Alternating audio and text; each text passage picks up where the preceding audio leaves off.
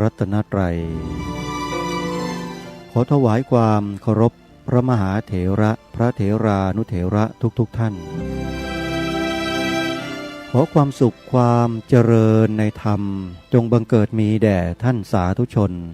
ที่กำลังติดตามรับฟังรายการจากคลื่นวัฒนธรรมแห่งนี้ทุกท่านขอนำท่านผู้ฟังเข้าสู่รายการคดีโลกคดีธรรม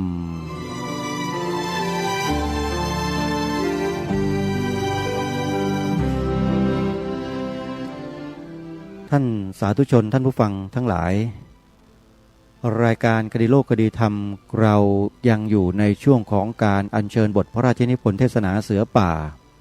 มาอ่านให้พวกเราได้ทำการศึกษาเรียนรู้ร่วมกันวันนี้เป็นอีกวันหนึ่งที่หลายๆท่านตั้งอกตั้งใจที่จะติดตามสดับรับฟังบทพระราชนิพนธ์เทศนาเสือป่าซึ่งถือเป็นหัวใจสำคัญของประเทศไทยของเราซึ่งคนไทยไม่อาจปฏิเสธได้แต่ก็ดูเหมือนว่ามีคนไทยบางประเภทที่ปฏิเสธบทพระราชนิพนธ์เทศนาเสือป่าด้วยอาการกีดกันกีดกั้นไม่ให้มีการนำมาเผยแพร่ให้แก่เด็กและเยาวชนในโรงเรียนหรือทั่วๆไปซึ่งอันนี้มีกระแสที่สามารถทำความรู้สึกให้รู้เห็นให้เกิดขึ้นในสังคมปัจจุบันของเราได้แต่อย่างไรก็ตามถึงแม้ว่าทางส่วนราชการสถาบันการศึกษาจะไม่เอาใจใส่ไม่สนใจสิ่งเหล่านี้ก็ไม่เป็นไรถือว่าเป็นสิทธิเสรีภาพ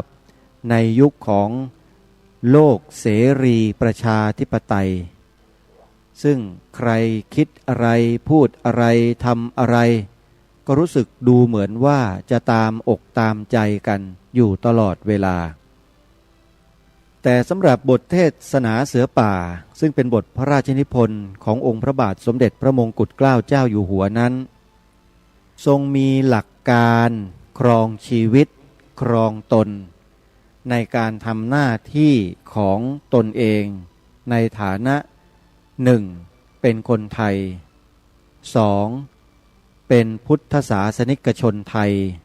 3. เป็นทหาร 4. เป็นลูกเสือ 5. เป็นคนดีของสังคมในสถานะทั้ง5นี้จำเป็นที่จะต้องอยู่ในสังคมด้วยอาการฝืนบางอย่างสิ่งที่บอกว่าเป็นบางอย่างที่เราต้องฝืนนั้นซึ่งเป็นสิ่งถ้าหากว่าเราปล่อยให้จิตใจไหลไปตามบางอย่างดังกล่าวก็รังแต่จะสร้างปัญหาให้เกิดขึ้นในสังคมเพราะฉะนั้นบทพระราชนิพนธ์เทศนาเสือป่าตรงนี้อุปมาแล้วก็เหมือนกับเบรกสำหรับห้ามล้อถ้าหากว่ารถที่เคลื่อนไปข้างหน้าไม่มีเบรกก็รังแต่จะชนข้าวของชนรถด้วยกันเสียหายยับเยินได้และผู้ขับขี่อาจจะต้องถึงแก่ชีวิตหรือไม่ก็บาดเจ็บสาหัสโดยแท้เพราะฉะนั้นสังคมไทยของเราจำเป็นต้องมีเบรกก็คือเครื่องห้ามไม่ให้กระทำสิ่งที่นำไปสู่ความฉิบหายวายป่วงนั่นก็คือศีล5ซึ่งเรากำลังอัญเชิญบทพระราชนิพนธ์เทศนาเสือป่าในเรื่องของศีล5ซึ่งพระองค์ได้ทรงแสดงไว้นั้นมานำเสนอต่อท่านผู้ฟังเพราะฉะนั้นวันนี้เป็นอีกวันหนึ่งที่เราจะได้สดับรับฟังเรื่องของศีล5จากองค์พระบาทสมเด็จพระมงกุฎเกล้าเจ้าอยู่หัวรัชกาลที่6ซึ่งตรัสไว้เมื่อ100 ปีที่ผ่านมา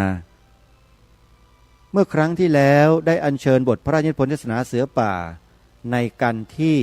15มานำเสนอในหัวข้อเรื่องทุติยสิกขาบท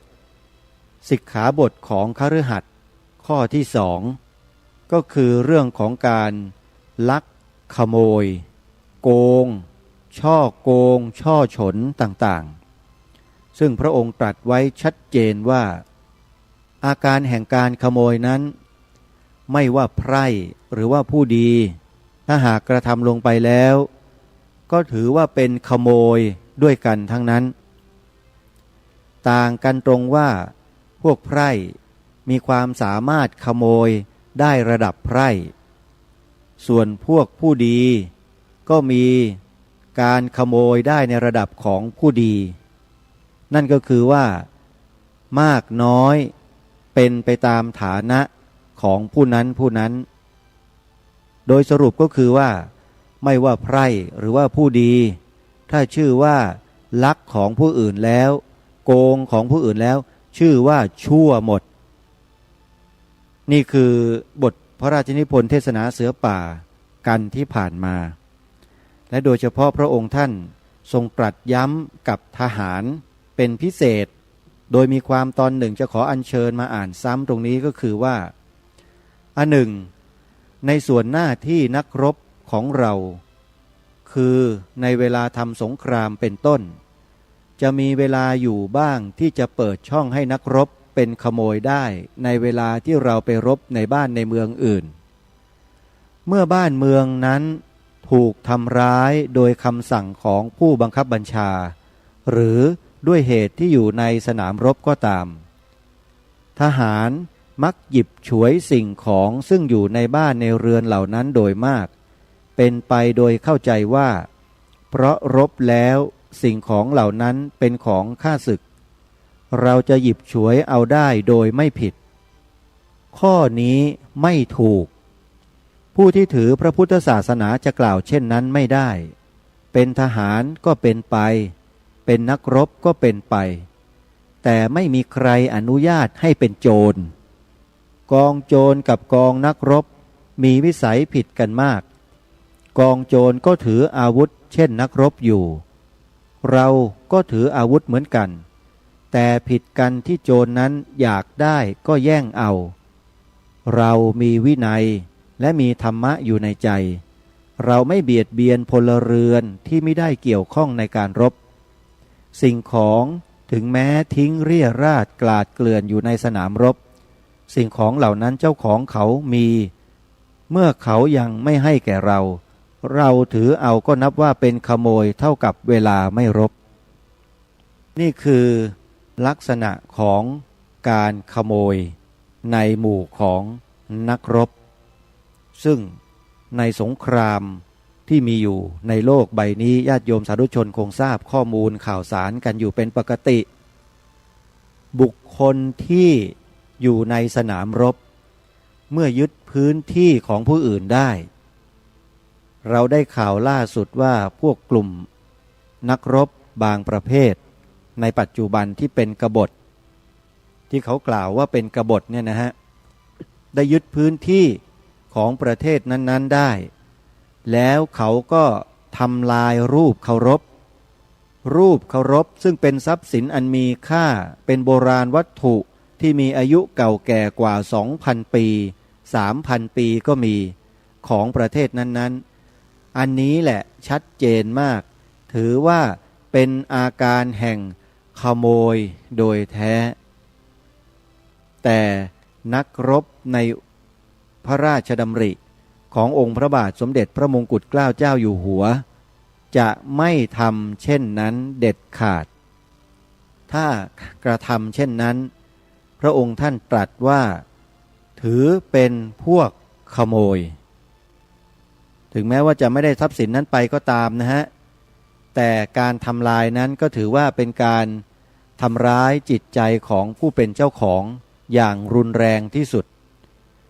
หากขโมยไปแล้วทรัพย์สินนี้ไปตกอยู่ในมือของคนอื่นแต่ทรัพย์สินไม่เสียหายยังเบากว่าการทำลายล้างทรัพย์สินเหล่านั้นหลายร้อยเท่าท่านสาธุชนทั้งหลายลองคิดดูทีว่าคนที่ทำลายรูปเคารพอันเป็นสมบัติอันล้ำค่าของแผ่นดินผู้อื่นจะเลวร้ายกว่าบุคคลผู้หยิบฉวยเอาไปและไปตั้งบูชาไว้หรือไม่นี่เราต้องคิดกันประเทศไทยของเราต้องระวังให้ดี พวกลัทธิอุบาทเหล่านี้เริ่มมีมากขึ้นในสังคมไทยของเรานะต้องระวังให้ดีถ้าหากว่าพวกเราไม่ช่วยกันระมัดระวังอนาคตข้างหน้าประเทศไทยเราก็อาจจะตกเป็นเหยื่อในรายต่อไปให้กับกลุ่มบุคคลที่ชอบทำลายวัตถุสิ่งของซึ่งเป็นรูปเคารพของพวกเราก็ได้นะอันนี้ขอฝากไว้นี่คือบทพระราชนิพนธ์เทศนาเสือป่ากันที่15ที่ผ่านมาวันนี้เราจะได้มาสดับปรับฟังบทพระราชนิพนธ์เทศนาเสือป่าในกันที่16มีชื่อว่าตติยะจะตุถะและเบญจมสิกขาบททรงแสดงณวันที่22พฤษภาคมพระพุทธศักราช2458มีความดังต่อไปนี้วันนี้ข้าพเจ้าจะได้กล่าวต่อในเรื่องนิจศีลตามที่ได้เริ่มมาแล้วแต่ที่ยังเหลืออยู่อีก3 องค์นี้นับว่าเป็นของที่ข้าพเจ้าได้เคยพูดจาชี้แจงเสียมากแล้วทั้งนั้นในครั้งนี้จะกล่าวแต่พอเป็นสังเขปและจะพยายามชี้แจงให้แลเห็นว่าการรักษาศีลองค์ที่3องค์ที่4องค์ที่5นั้นจะเป็นประโยชน์หรือจะเป็นความจำเป็นสำหรับนักรบอย่างไรจะว่าถึงองค์ที่3ก่อนคือการละเว้นประพฤติผิดในทางกามข้อนี้จะเป็นนักรบหรือพลเรือนคงเป็นของที่ชั่วร้ายเหมือนกันซึ่งเราทั้งหลายย่อมทราบอยู่แล้วไม่ใช่เป็นของจำเป็นที่จะต้องอธิบายให้ยืดยาวศีลข้อนี้ได้บังเกิดขึ้นและพระพุทธองค์ทรงรู้สึกความจำเป็นจึงต้องทรงบัญญัติไว้เพราะเหตุความบกพร่องของศาสนาพราหมณ์ในโบราณตามที่ได้อธิบายมาแล้วในกันก่อนในศาสนาพราหมณ์นั้นเขาถือเคร่งครัดในกิจการบางอย่างซึ่งเป็นกิจการเล็กน้อยเป็นต้นว่าผู้ที่เป็นชาติพราหมณ์ห้ามไม่ให้กินข้าวร่วมกับกษัตริย์ห้ามไม่ให้กินข้าวร่วมกับเวทหรือห้ามไม่ให้กินข้าวร่วมกับสูตรถ้าใครกินข้าวร่วมกับกษัตริย์ร่วมกับเวทร่วมกับสูตรเข้าแล้วต้องเป็นบาปใหญ่โตและมีข้อหยุมหยิมอย่างนี้อีกเป็นอันมากเพราะฉะนั้นข้อสำคัญใหญ่จึงลอดในตาเขาไปเสียข้อใดที่ไม่ได้ห้ามไว้แล้วเมื่อพราหมณ์ประพฤติเองทำเองแล้วพราหมณ์ผู้เดียวเป็นผู้ที่อ้างว่าตัวเป็นผู้ที่รู้ใจของพระเป็นเจ้าเพราะฉะนั้นสิ่งใดที่ตัวชอบประพฤติสิ่งนั้นก็ต้องไม่ห้ามอยู่เองเช่นการประพฤติลอบทำชู้กับเมียเขาเป็นต้นหรืออย่างที่เราถือกันว่าต้องห้ามในกามมิจฉาจารพวกพราหมณ์เป็นที่พอใจอยู่จึงไม่ห้ามปรามในข้อนี้ก็พระพุทธเจ้าของเราทรงอยากให้เรารู้สึกบุญรู้สึกบาปสิ่งใดที่ชั่วให้ละเสียสิ่งใดที่ดีให้ประพฤติข้อที่จะนับถือว่าชั่วหรือจะนับถือว่าดีอยู่ที่ตรงไหนอยู่ที่ใจคนโดยมากที่จะชอบหรือไม่ชอบนั่นเองถ้าสิ่งใดเราประพฤติไปคนโดยมากเขาไม่ชอบเขาติเตียนสิ่งนั้นเรียกว่าสิ่งชั่วหรือสิ่งใดที่ประพฤติไปแล้วจะเดือดร้อนและให้คนอื่นได้รับความเดือดร้อนด้วยสิ่งนั้นก็ชั่วเหมือนกันสิ่งที่แน่นอนมีอยู่อย่างหนึ่งคือถ้าใครมาแย่งเมียเราก็โกรธเหมือนกันทุกคนเพราะฉะนั้นผู้ที่ทำชู้กับเมียเขาจึงนับว่าประพฤติชั่วข้อนี้เห็นได้ง่ายไม่ต้องหยิบอธิบายต่อไปอีกเลยเพราะฉะนั้นผู้ที่ทำชู้กับเมียผู้อื่นไม่ใช่อะไรนอกจากคิดถึงแต่ตัวเองเท่านั้นไม่ได้คิดถึงผู้อื่นแม้ถึงคราวตัวเองบ้างมีความโกรธ ผู้อื่นเขาก็โกรธเหมือนกันข้อนี้เป็นข้อที่เข้าใจง่ายแต่ขอให้ท่านนึกดูให้ดีอีกหน่อยถ้าไม่มีข้อห้ามกันเช่นนั้นมีทางที่เสียสำคัญอย่างหนึ่งซึ่งคิดไปแล้วใครๆต้องเห็นคือลูกจะไม่มีพ่อโดยมากไม่รู้ว่าใครเป็นพ่อถ้าปล่อยให้ผู้หญิงมีผัวได้หลายคนจะต้องไม่รู้ว่าใครเป็นพ่อพระพุทธองค์ได้ทรงเล็งเห็นว่าใช้ไม่ได้จึงได้ห้ามความข้อนั้นเสียแข็งแรงที่จริงคนโดยมากที่อยากจะคัดค้านศาสนาหรือที่อยากจะถือแต่หลวมๆก็ดีมักจะพูดว่ามีสิ่งบกพร่องบ้างถึงแม้จะชั่วก็ตามจะดีก็ตามเป็นของธรรมดาโลกจะเป็นของมนุษย์ก็ตามหรือจะเป็นของสัตว์เดรัจฉานก็ตามเป็นของธรรมดาโลกเพราะฉะนั้นถึงใครจะตั้งใจดีทักท้วงอย่างไรก็เหลือที่มนุษย์จะอดกลั้นและสิ่งหนึ่งซึ่งเขาเหล่านี้มักยกว่าเป็นของธรรมดาโลกคือความประพฤติมากในทางกามแต่ข้าพเจ้าขอถามท่านทั้งหลายว่าข้อที่ว่าประพฤติละหลวมในกามเป็นธรรมดาโลกจริงหรือขอให้ดูแต่สัตว์เดรัจฉานก็ได้สัตว์เดรัจฉานที่มันกำลังอยู่คู่ครองกันก่อนที่มันมีลูกแล้วมันไม่ได้แย่งกันเลยเมื่อมีลูกแล้วจึงจะขาดตอนแล้วจึงได้ปลดจากผัวเมียมันมิดีกว่าเราหรือข้อนี้จะสังเกตดูที่ไหนๆได้ทั้งนั้นแม้แต่สุนัขยังประพฤติได้เช่นนั้นเราเป็นอะไรเป็นคนไม่ใช่หรือเราจะประพฤติเลวกว่าสุนัขอย่างไรได้น่าอายเพราะฉะนั้นข้าพเจ้าเชื่อว่าข้อนี้ไม่ต้องบอกท่านทั้งท่านไม่ใช่คนธรรมดาเป็นเสือป่าดีกว่าคนธรรมดาแล้วข้าพเจ้าเชื่อว่าไม่ต้องบอกข้าพเจ้าขอเอาเป็นอันเชื่อได้เสียทีว่าท่านทั้งหลายคงจะไม่ประพฤติตัวเป็นอย่างสุนัขหรือเลวกว่าสุนัขเมื่อข้าพเจ้าเชื่อแน่เช่นนี้แล้วผู้ใดประพฤติไม่ตรงกับความเชื่อของข้าพเจ้าข้าพเจ้าจะเสียใจมากแต่ว่าตัวของผู้นั้นคงจะเสียใจมากกว่าข้าพเจ้าส่วนข้อที่ผิดในกามอาจจะเป็นได้แก่นักรบโดยเฉพาะก็คล้ายกับอย่างที่ได้กล่าวมาแล้วครั้งก่อนคือนักรบมีโอกาสผิดกับผู้อื่นที่จะประพฤติอทินนาทานเพราะฉะนั้นจึงต้องชี้แจงเป็นพิเศษสำหรับนักรบอีกชั้นหนึ่งตามธรรมดานักรบในโบราณสมัยตั้งแต่ครั้งเมื่อคนเรายังไม่รู้จักธรรมะเหมือนเดี๋ยวนี้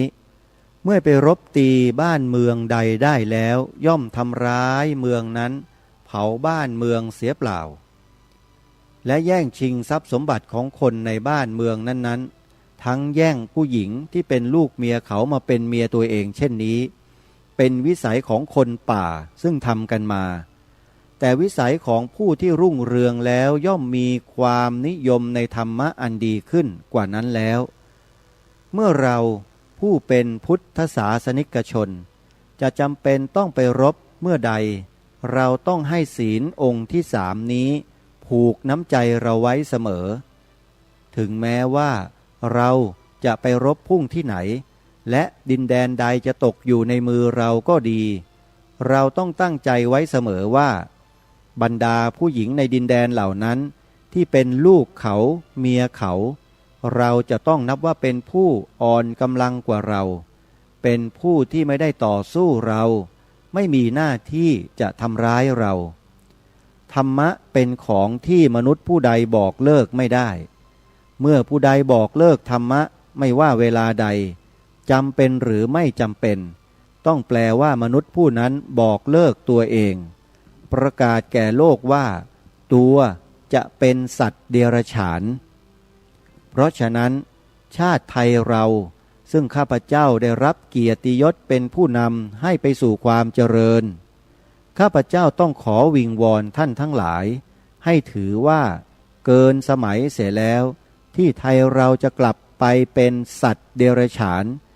จะกลับเป็นคนหมดสติไม่ได้เราทั้งหลายเป็นไทยเป็นผู้ถือพระพุทธศาสนาด้วยเราจะลืมประโยชน์2 ข้อนี้ไม่ได้นี้เป็นข้อสำคัญในเรื่องนิจศีลองค์ที่3ซึ่งเนื่องในกิจการของนักรบคราวนี้ว่าถึงศีลองค์ที่4องค์ที่5ทั้ง2องค์นี้คือองค์ที่4ห้ามไม่ให้กล่าวเท็จองค์ที่5ห้ามไม่ให้ดื่มน้ำเมาแต่อยากจะแสดงให้เห็นว่าหน้าที่นักรบยังสำคัญกว่าหน้าที่คนธรรมดาเป็นของที่ข้าพเจ้าพูดจาชี้แจงมามากมายแล้วไม่อยากพูดกล่าวซ้ำให้ผู้ฟังเบื่อแต่อยากจะแสดงให้เห็นว่าหน้าที่นักรบยังสำคัญกว่าหน้าที่คนธรรมดายิ่งเป็นนักรบแล้วจะประพฤติความชั่วร้าย2 สิ่งนี้ไม่ได้ทีเดียวถ้าประพฤติอาจจะมีเหตุเป็นอันตรายแก่ชีวิตของเพื่อนนักรบคืออาจจะเป็นได้เพราะเหตุใดคือว่าเมื่อถึงคราวเดือดร้อนต่างว่าผู้ใดผู้หนึ่งได้รับใช้ไปสืบข่าวคราวข้าศึกให้สืบมาให้จงได้ภายในเวลา2 ทุ่มต่างว่าท่านไปและไปถึงที่ติดขัดไม่ได้ข่าวแต่ครั้นจะกลับมาโดยไม่ได้เรื่องเกรงว่าจะเสียไปและเกรงว่าจะถูกทำโทษท่านกลับบอกว่าพบแล้วข้าศึกมาอยู่ที่ถนนพญาไทแต่ข้าศึกไม่ได้มาอยู่ที่ถนนพญาไทคราวนี้เขาถามว่าข้าศึกมีกำลังเท่าไรเมื่อข้าศึกไม่มีอยู่ที่นั้นเลยจะบอกอะไรถูกจึงต้องปลดอีกชั้นหนึ่งว่าข้าศึกมีกำลัง2 กองพันทีนี้เขาถามอีกว่าตั้งหันหน้าไปทางไหนความที่ไม่รู้บอกว่าหันหน้าอยู่ทางเหนือคราวนี้รายงานของผู้บังคับกองร้อยเรื่องข่าวสำคัญต้องไปถึงผู้บังคับการให้หาตัวผู้มารายงานแล้วถามว่าแกเห็นข้าศึกอยู่ที่ไหนที่ได้บอกว่าอยู่ถนนพญาไทนั้นลืมเสียแล้วจึงบอกว่าข้าศึกอยู่ที่ถนนทรงวาดผู้บังคับการถามอีกว่าข้าศึกมีจำนวนเท่าไรที่ได้บอกว่า2 กองพันนั้นลืมเสียแล้วจึงบอกว่าข้าศึกมีจำนวน3 กองพันครั้นถามอีกว่าหันหน้าไปทางไหนที่บอกว่าหันหน้าไปทางเหนือนั้นก็ลืมเสียแล้วจึงบอกว่าหันหน้าไปทางใต้เมื่อได้รับคำบอกเล่าเช่นนี้ผู้บังคับการรายงานว่าข้าพเจ้าขอรายงานว่ามีข้าศึกมาตั้งอยู่ที่ถนนทรงวาดมีกำลัง3 กองพันหันหน้าไปทางใต้ผู้บัญชาการมีคำสั่งให้ยกกองไปที่ถนนทรงวาดไปปราบปรามขับไล่ข้าศึกจากที่นั้นผู้บังคับการจึงมีคำสั่งด้วยวาจาให้ผู้บังคับกองยกไปณที่ซึ่งข้าศึกตั้งอยู่ตามที่รู้กันอยู่แล้วคือที่นั้นอย่างไรล่ะผู้บังคับกองจึงยกไปทางถนนพญาไทผู้บังคับการยกกองหนุนไปที่ถนนทรงวาดแต่ที่จริงข้าศึกมีกำลังตั้ง5 กองพันอยู่ที่ถนนใหม่นี่แหละแลเห็นได้ชัดทีเดียวว่าใช้ไม่ได้ทั้งนี้เพราะเหตุใดคือเพื่อรักษาเกียรติยศของตัวเอาคนไปตายเสียเป็นก่ายกองผลของการปลดมันเป็นเช่นนี้คราวนี้ว่าถึงศีลองค์ที่5คือการดื่มน้ำเมาพวกที่เป็นนักรบต้องแลเห็นความลำบากของการดื่มน้ำเมาเวลาปกติจะเป็นอะไรไม่สำคัญแต่เมื่อเราต้องไปทำการงานซึ่งจะต้องใช้สมองถ้าเราเคยกินเหล้าเสียแล้วจนติดพอเห็นเหล้าเข้าเราอดไม่ได้อย่างที่เขาเล่ากันว่าผู้ที่ติดเหล้ามากๆแม้แต่พอแลเห็นธงแดงก็อ้วกเสียแล้วถ้าเห็นข้าศึกถือธงแดงมาก็อ้วกเช่นนี้จะเป็นอย่างไรข้าศึกเขาก็หัวเราะเยาะเราแย่คราวนี้ต่างว่าเรากินเหล้าไปยืนยามเราไปยืนสบายอุ่นสบายลมจะพัดก็ไม่รู้สึก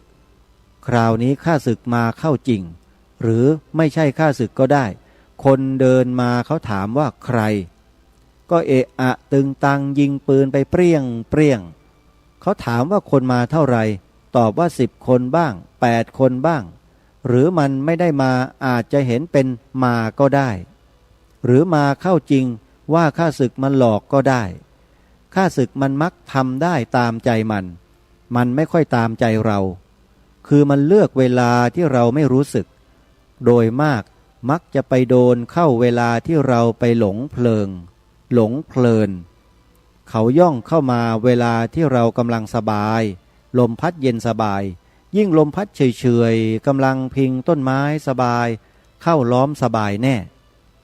เพราะฉะนั้นท่านทั้งหลายคงจะเข้าใจการที่ข้าพเจ้าพูดเป็นของที่ควรจะเห็นกันได้ง่าย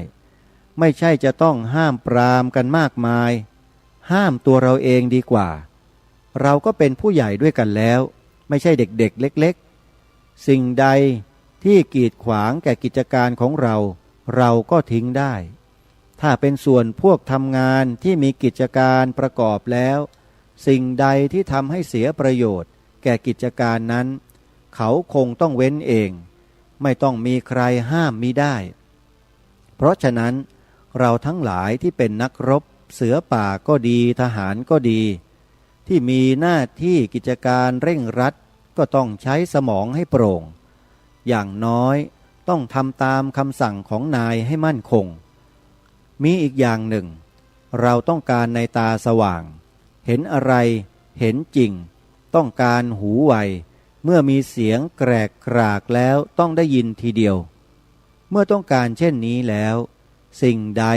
ทำให้เสียประโยชน์สิ่งนั้นต้องละเว้นเพราะฉะนั้นท่านทั้งหลายที่เคยไปซ้อมรบกับข้าพเจ้าคงได้สังเกตว่าบางเวลาห้ามไม่ให้สูบบุหรี่การสูบบุหรี่ที่จริงไม่ใช่เป็นของชั่วร้ายอะไรแต่เวลารบบุหรี่เป็นของอย่างที่จะนำให้ข้าศึกเข้ามาก็ได้การสูบบุหรี่จึงต้องห้ามเมื่อได้พูดกันกับท่านทั้งหลายโดยตรงๆเช่นนี้แล้วก็เป็นอันหมดข้อความนิจศีลที่ข้าพเจ้าได้ตั้งใจอธิบายในที่สุดแห่งเทศนานี้ข้าพเจ้าขอกล่าวคำชักชวนท่านเป็นพิเศษข้าพเจ้าขอชักชวนท่านทั้งหลายให้ระลึกถึงคุณพระพุทธเจ้าขอให้ระลึกว่าพระองค์ได้ทรงอุตสาหะพยายามที่จะสั่งสอนธรรมอันประเสริฐอันเป็นเครื่องคุ้มครองใจเราทั้งหลายย่อมทรงพระเมตตากรุณาแก่เราทั้งหลายยิ่งเสียกว่าบิดามารดาเพราะฉะนั้นเป็นหน้าที่ของเราผู้ได้รับคำสั่งสอนโดยความกรุณาของท่านแล้วควรต้องประพฤติกตัญญูรู้คุณพระพุทธเจ้าที่ทรงเป็นผู้นำหนทางให้เราแลเห็นสิ่งที่ดีงามจูงให้เรารู้จักประพฤติชอบเป็นผู้จูงเราให้พ้นจากความชั่วมาเป็นคนดีเป็นที่นับหน้าถือตาเมื่อต่อไปคนในโลกรู้จักพวกเราคนไทยดีมากขึ้นแล้วจะช่วยกันทำให้เขาต้องพูดว่าเราชาวไทยเป็นคนชาติหนึ่งซึ่งควรนับว่าเป็นตัวอย่างในความประพฤติอันดีงามตั้งอยู่เป็นธรรมไม่เบียดเบียนเพื่อนบ้านไม่คิดตั้งใจปองร้ายต่อผู้ใดขอจงให้ปรากฏแก่โลกบ้างว่าเราจะตั้งใจรักษาชาติเราจะตั้งใจรักษาศาสนาเราจะตั้งใจรักษาพระมหากษัตริย์ของเราให้สิ่งเหล่านี้คงที่อยู่อย่างที่เป็นมาแล้วเมื่อครั้งสมัยแห่งปู่ย่าตายายของเราจะไม่ตั้งใจทำความพินาศฉิบหายไปสู่บ้านเมืองใดทั้งสิ้นและแม้ผู้ใดจะจงใจนำความพินาศฉิบหายมาสู่เมืองเราทั้งหลายที่เป็นลูกผู้ชายชาวไทยที่มีกำลังกายที่มีแขนพอจะจับปืนจับดาบได้เราทั้งหลายจะจับปืนจับดาบป้องกันชาติไทยเอาตัวของเราเป็นรั้วบ้านของเราเองเพื่อป้องกันสิ่งที่เรารักหรือสิ่งที่เราถนอมมาตั้ง4,000 ปีแล้วนั้นไม่ให้เสื่อมเสียไป เพราะผู้อื่นมาแย่งชิง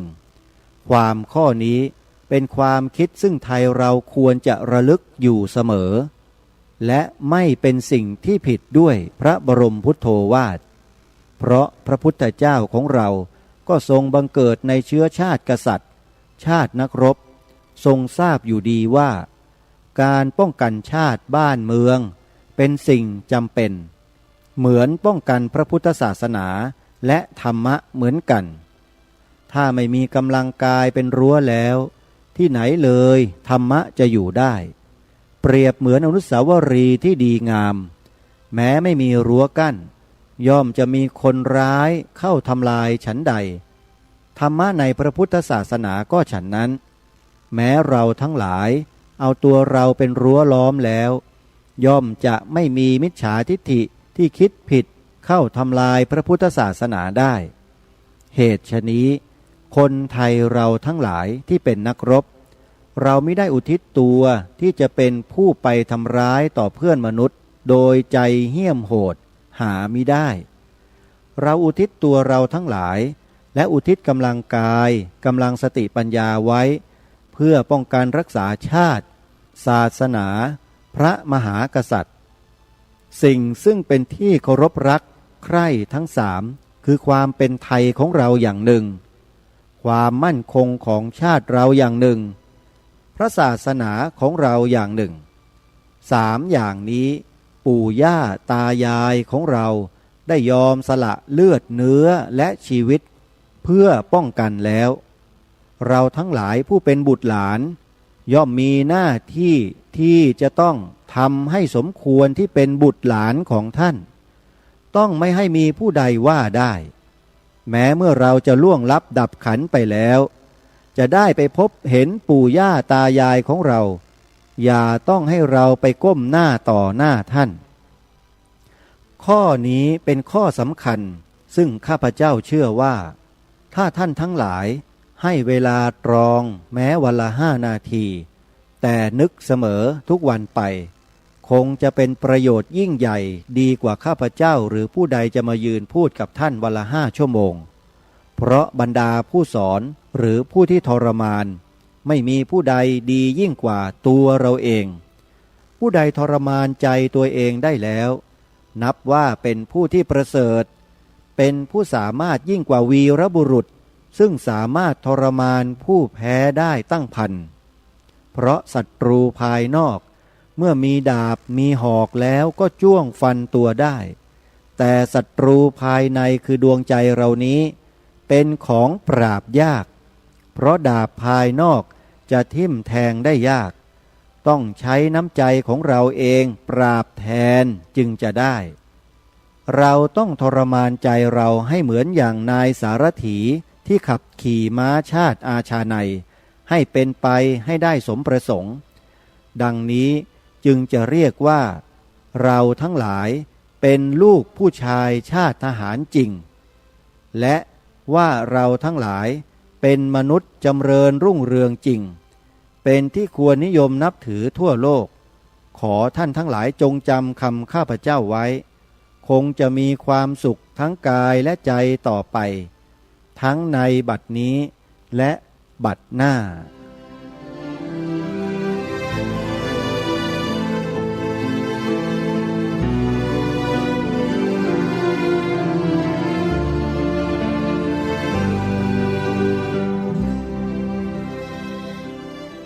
ท่านสาธุชนท่านผู้ฟังทั้งหลายบทพระราชนิพนธ์เทศนาเสือป่าในกันที่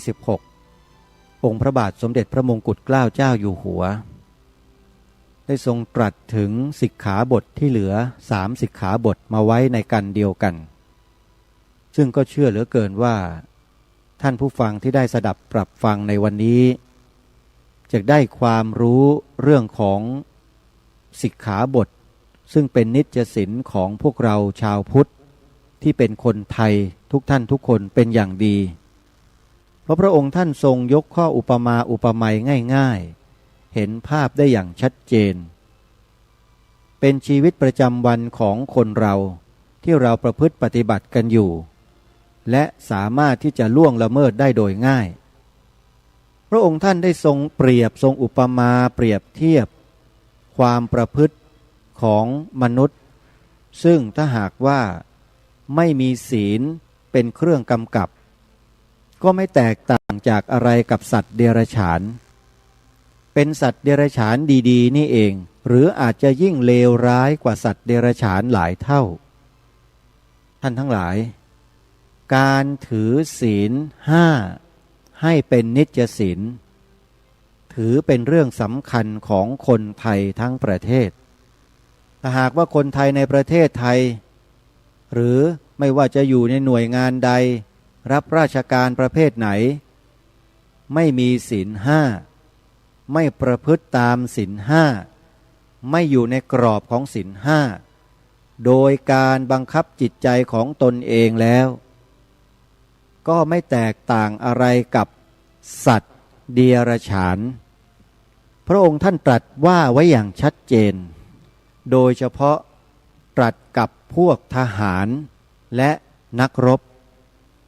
ตรงนี้ต้องขอบอกกับท่านผู้ฟังทุกท่านว่าอย่าคิดว่าพระองค์ท่านทรงแสดงบทเทศนาเสือป่านี้ไว้เฉพาะแก่ทหารเท่านั้นนะไม่ใช่ฮะแต่ทรงแสดงเผื่อไว้ให้กับคนไทยทุกคนที่สามารถอ่านออกเขียนได้ฟังภาษาไทยรู้เรื่องเมื่อฟังแล้วอ่านแล้วศึกษาแล้วต้องนำไปประพฤติปฏิบัติเพราะพระองค์ท่านมิได้ทรงแสดงบ่อยทรงแสดงเพียงครั้งเดียวเท่านั้นและญาติโยมสาธุชนคนไทยทุกท่านลองคิดดูทีองค์พระมหากษัตริย์ทรงเสียสละเวลาส่วนพระองค์มาทรงแสดงบทเทศนาในลักษณะเช่นนี้ทางพระพุทธศาสนาแก่เราทั้งหลายเช่นนี้เนี่ยหาได้ยากเหลือเกินเมื่อทรงแสดงสิ่งอันล้ำค่าเหล่านี้ไว้แล้วเนี่ยจึงจำเป็นอย่างยิ่งที่เราคนไทยทุกคนจักต้องน้อมรับมาประพฤติปฏิบัติตามที่พระองค์ทรงตรัสสอนให้ได้ทางสภาพุทธบริษัทภาคประชาสังคมจิตอาสาซึ่งได้เคยย้ำมาหลายครั้งว่าที่เราจัดตั้งสภานี้ขึ้นมีที่มาที่ไปอยู่ประการหนึ่งอันเป็นสิ่งสำคัญก็คือบทพระราชนิพนธ์เทศนาเสือป่าการรวบรวมพุทธบริษัทให้ประกาศตนเองเป็นพุทธมามกะถือเป็นการตั้งธงรบอย่างหนึ่งในทางพระพุทธศาสนาธงรบอันนี้เป็นธงขาวบริสุทธิ์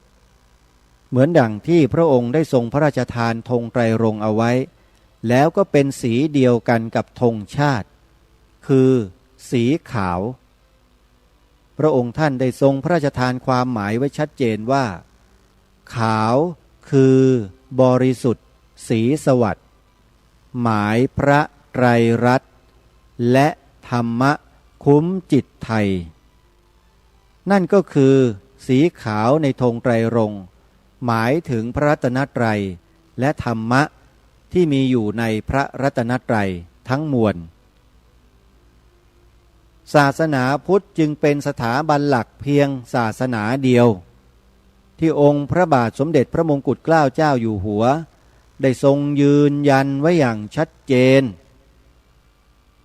ถ้าหากว่ามีไอ้อีผู้ใดก็แล้วแต่มาบิดเบือนบทพระราชนิพนธ์ของพระองค์ไปเป็นอื่นถือว่าบุคคลคนนั้นเป็นบุคคลที่อกตัญญูต่อพระองค์ท่านคนที่อกตัญญูต่อองค์พระมหากษัตริย์ถามว่ายังคงเป็นคนอยู่หรือไม่แต่สำหรับรายการคดีโลกคดีธรรมขอบอกว่าไม่ใช่คนท่านสาธุชนทั้งหลายการที่ทางรายการคดีโลกคดีธรรมได้อัญเชิญบทพระราชนิพนธ์เทศนาเสือป่ามาอ่านออกอากาศในครั้งนี้และหลายๆครั้งที่ผ่านมานั้นมีวัตถุประสงค์และเป้าหมายที่ชัดเจนก็คือว่า ต้องการขจัดความเป็นสัตว์เดรัจฉานออกจากจิตใจของคนใครทำได้มากได้น้อยอันนี้แล้วแต่กำลังความสามารถของแต่ละคนแต่ทุกคนต้องทำเพราะถ้าไม่ทำในประเทศไทยของเราก็จะมีสัตว์เดรัจฉานเพิ่มมากขึ้นเพิ่มมากขึ้นอันนี้คือข้อใหญ่คือข้อสำคัญที่สุดเป็นการแก้ปัญหาสัตว์เดรัจฉานล้นประเทศโดยถูกทางแก้กันที่ต้นสายปลายเหตุต้องแก้แบบนี้เท่านั้นฮะแก้อย่างอื่นไม่ได้ให้คุณไปแก้กฎหมายเท่าไรให้ไปเขียนกฎหมายออกมาอย่างไรคุณก็แก้ไม่ได้การเขียนกฎหมายการตรากฎหมายนั้นเป็นเพียงแค่เหตุที่นำไปสู่การแก้ได้เป็นปัจจัยขออภัยเป็นปัจจัยหนึ่งเท่านั้นที่จะนำไปสู่การแก้ได้แต่ทุกวันนี้แม้แต่ปัจจัยเองก็ยังไม่ทำกันเลยกฎหมายของบ้านเมืองเป็นปัจจัยหนึ่งที่จะนำไปสู่การแก้ปัญหาสัตว์เดรัจฉานล้นประเทศได้แต่เขาก็ไม่ทำกันในกรณีนี้คืออะไรคือการบัญญัติรับรองให้ศาสนาพุทธเป็นศาสนาประจำชาติไว้ในกฎหมายรัฐธรรมนูญนั่นแหละคือการสร้างปัจจัยเอาไว้ในเบื้องต้นเพื่อนำไปสู่การแก้ปัญหาที่ต้นเหตุไอ้นี่อะไร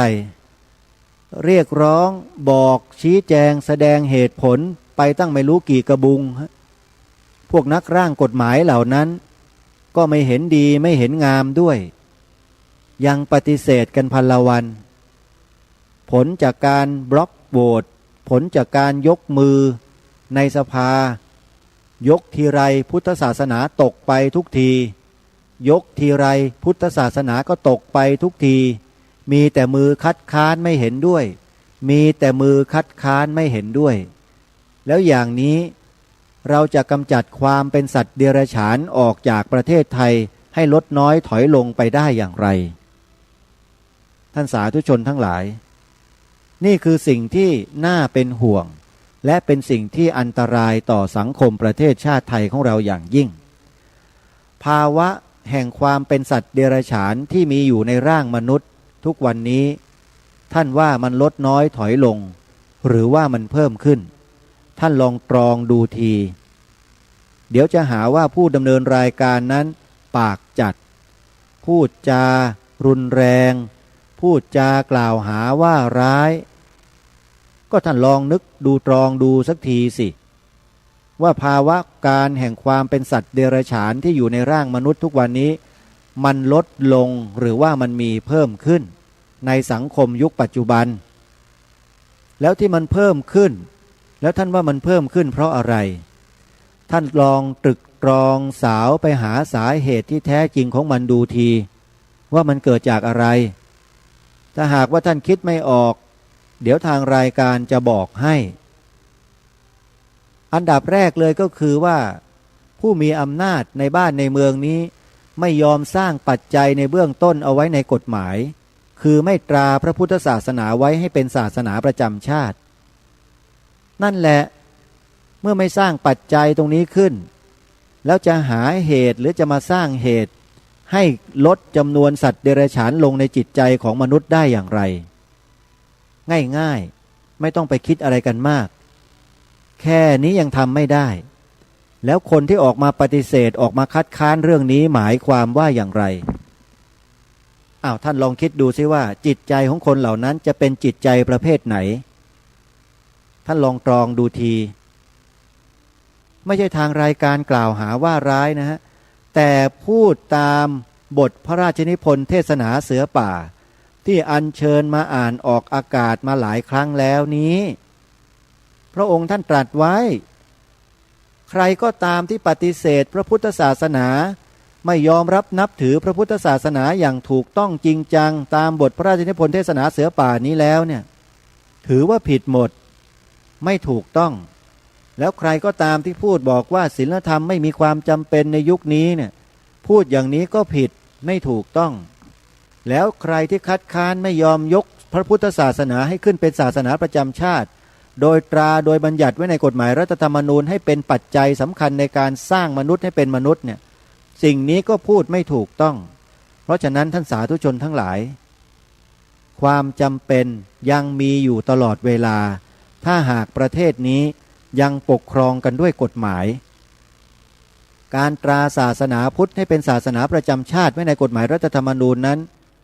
ไม่ได้มีความเสียหายอะไรเลยมีแต่ความเป็นสิริมงคลแก่ประเทศชาติบ้านเมืองโดยส่วนเดียวแต่ไม่รู้ว่าผีห่าซาตานไปสิงปากบางคนไปพูดคัดค้านอยู่ในสภาได้ยังไงว่าบัญญัติไว้แล้วเลือดจะนองท้องช้างไม่รู้ผีห่าซาตานที่ไหนไปสิงปากให้พูดแบบนั้นอันนี้ต้องขออภัยท่านผู้ฟังจริงๆที่ต้องใช้คำนี้เพราะมันเป็นเช่นนั้นจริงๆฮะและมันก็ยังคงมีอยู่นะคนประเภทนี้เนี่ยถ้าหากว่าเป็นคนมีความกตัญญูกตเวทิตาต่อองค์พระมหากษัตริย์จริงๆต่อแผ่นดินเกิดของตัวเองจริงๆจะไม่พูดเช่นนั้นขอบอกอันนี้ขอยืนยันฮะคนที่กตัญญูต่อแผ่นดินต่อพระศาสนาจะไม่พูดเช่นนั้นใครที่คิดที่พูดที่ทำเช่นนั้นนะเป็นคนอักตัญญูต่อแผ่นดินตามบทพระราชนิพนธ์เทศนาเสือป่าอันนี้ท่านสาธุชนทั้งหลายวันนี้ขอทิ้งท้ายด้วยบทเพลงพระราชนิพนธ์ขององค์พระบาทสมเด็จพระมงกุฎเกล้าเจ้าอยู่หัวที่พระราชนิพนธ์ไว้เป็นของขวัญเป็นกำลังใจแก่พวกเราทั้งหลายชาวพุทธสมาชิกสภาพุทธบริษัทภาคประชาสังคมจิตอาสาเมื่อท่านขึ้นทะเบียนประกาศตนเป็นพุทธมามกะแล้วภารกิจสำคัญข้อแรกของท่านก็คือ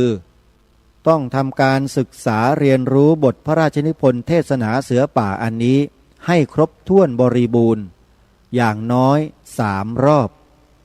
เมื่อท่านศึกษาและอ่านถึง3 รอบแล้วเนี่ยยังไม่พอใจยังไม่เข้าใจทางรายการคดีโลกคดีธรรมจะเปิดห้องเรียนทางอากาศ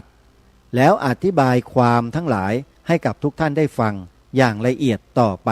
ก็คอยติดตามรับฟังรายการก็แล้วกันวันนี้เวลาของรายการหมดลงแล้วต้องขอสมมุติยุติไว้แต่เพียงเท่านี้พบกันใหม่ในวันต่อไปขอความสุขสวัสดีจงมีแด่ท่านผู้ฟังทุกท่านทุกคนเทินขอเจริญพร